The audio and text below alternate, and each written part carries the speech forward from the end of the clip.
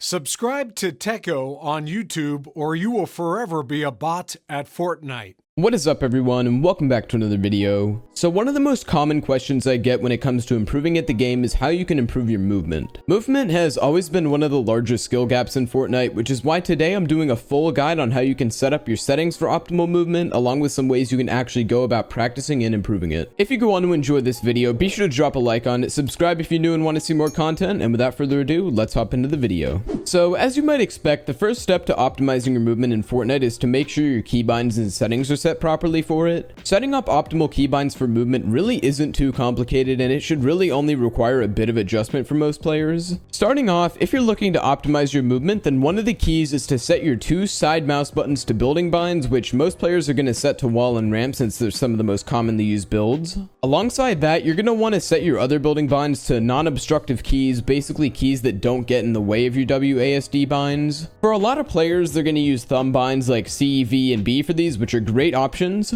but some players are also going to use closer binds like Q, E, F, and R, depending on how important having perfect movement is. Apart from your building binds, your edit bind should be something like E or F, something that's close to WASD. While it may hinder your movement slightly, it's definitely worth the trade for edit speed. With that said, apart from the building and editing binds, it's really up to you. Essentially, to improve your movement, you're going to want to utilize thumb binds and minimize the amount of binds that overlap with your WASD binds. Keep in mind that your binds don't have to be absolutely perfect to have good movement, but it's just nice to make sure that they're reasonably set and won't stop you from having good movement entirely. Just bear in mind that you don't have to have the absolute perfect keybinds for optimal movement, but it does help a lot. For me personally, I have very close to optimal movement in game, and my binds are Q for wall, F for floor, my mouse buttons for ramp and cone, and then V for trap. Obviously it could be slightly more optimal, but to do that I'd have to essentially relearn building and editing from scratch. It's really just a risk to reward type of deal, and you can choose whether you want to fully revamp your binds, change a few around, or just keep them the same if they're already good for movement. Now aside from keybinds, there are a few little settings you're going to want to tweak to ensure your movement is solid. These settings aren't quite as critical, but can definitely help. These settings include sprint by default, which should be on so you can free up a keybind, sprint cancels reloading, which should be off, and then auto open doors, which should be on just in case you accidentally edit a door, and just so you don't have to worry about opening doors in general. Apart from those settings, you also have the option to use a key remapping tool for double movement binds, but I honestly don't recommend this as it's really inconvenient to set up and doesn't really offer that much of an advantage. Keep in mind that's just my opinion though, and if you want to set up double movement, there are some tutorials online as to how you can do that, but once again, I don't recommend using double movement in general. So now that we've gone over how you can optimize your keybinds and a few settings for good movement, let's talk about how you can actually practice and improve your movement. The first setting that I recommend for practicing your movement is to simply practice movement techniques in creative. Movement techniques are basically techniques that involve advanced or very difficult movement. A few examples of techniques you can practice include this clicks jump technique, where you basically just ramp up, build a floor and ramp under you while moving to the side. Then you jump up to the other side, jumping up a layer. Hopefully that makes sense. If you don't know how to do it, basically just copy what I'm doing on screen and it should work fine for you after a while. This technique requires really solid movement, and it's a great way to practice once you get the hang of it. It might take a while to get good at, but it's definitely worth it. Another one of my favorites is the elevated side jump, which is basically just a regular side jump, but you land on top of the ramp and floor. You can see an example in the background gameplay. Aside from that, most reasonably advanced retakes should involve a fair bit of movement, so you can also practice any retake you want to do, whether it's one that you already know or one from one of my previous videos. I know retakes really aren't that useful for tournaments or arena, but if you're looking to get insane movement that carries over to other techniques, learning some advanced retakes is absolutely the way to go. Overall though, practicing movement techniques is one of the best ways to quickly improve your movement, and something I definitely recommend you start working on. Another awesome practice method you can use for your movement is a creative map by a content creator named Coach Jazz. This map has been around for a little while now, but is still one of my favorite ways to practice your movement and implement it into a bunch of different techniques. For each stage in this map, you have to eliminate the bot in order to move on, and the map has a ton of drills ranging from various AR peaks to jump shots to peanut butter edits, glider movement, and so much more. It may be a bit difficult at first, but given enough time, this map can really help you improve your movement dramatically in all sorts of situations. In general, this map can take anywhere from 2 or 3 minutes if you're really good at it, to upwards of 10 minutes if you're new or don't quite have advanced movement yet. If you want to check this map out, which I strongly recommend doing, the code is going to be 0401 0054 5856. And if you're curious at all, my record in this map is just about 2 minutes. I think I got like 2 minutes and 30 seconds in the background gameplay. So let me know down in the comments if you managed to beat my score. Finally, Finally, the last recommendation I have for movement is to practice some drills on Raiders Box Fight Map V3. I've recommended this map multiple times in the past for all sorts of reasons, and movement is definitely one of them. This map contains a bunch of different close range scenarios, from side jump shots to low ground edits, shotgun and edit drills, and so much more. Personally, I recommend using all three of those scenarios to improve your movement. The first of these scenarios is side jump shots, which basically requires you to edit out to the side, jump up, hit a shot on the target, then catch yourself, rinse and repeat. This technique is great for reaction time, shotgun aim, as well as helping you improve your movement, so overall it's going to help you improve with the game quite a bit. And this technique is also in the Coach Jazz map, so if you want to get a faster time in there, this is definitely worth practicing. The next scenario is low ground double and triple edits, which basically requires you to edit up and shoot a target while you're on the low ground. You can choose whether you want to double edit, aka edit through a floor and a cone, or you can triple edit, which has a floor, cone, and an extra wall as well. Basically, whichever one of these you choose, your goal should be to hug the front wall, make the edit, and try to peek as little as possible to get your shot off on the target. Finally, the last of these three scenarios is the shotgun and edit drill section, and the goal in this one is to basically go through the edit courses with the targets and try to go for the most optimal peaks you can as you're going through them. Don't be afraid to go slow at first, and try to take your time learning the drills, as the goal here is to practice your movement and peaks instead of pure edit speed. If you want to check out Raiders map, the code is going to be 8403-5860-3893. Overall, using these three scenarios in Raiders box fight map should be another incredible way to improve your movement, and it's worth considering adding this to a warm-up routine as well if you have a warm-up routine, since this has a ton of really useful scenarios that carry over to the game really well. But with that said, guys, that's going to wrap it up for today's video on how you can improve your movement in Fortnite. By optimizing your keybinds and settings to allow for good movement, as well as practicing using the strategies we talked about, you should be well on your way to being an absolute beast when it comes to movement. If you enjoyed this video, be sure to drop a like on it and consider subscribing as well if you want to see more content just like this in the future. As well as that, guys, I noticed that only a few of you are using my code in the item shop, so if you want to help your boy out a bit extra, then consider using code Teckoh, as it's completely free and it really helps me out a ton. With that said though, thank you all for watching this video, and I will see you guys in the next one. Bye for now.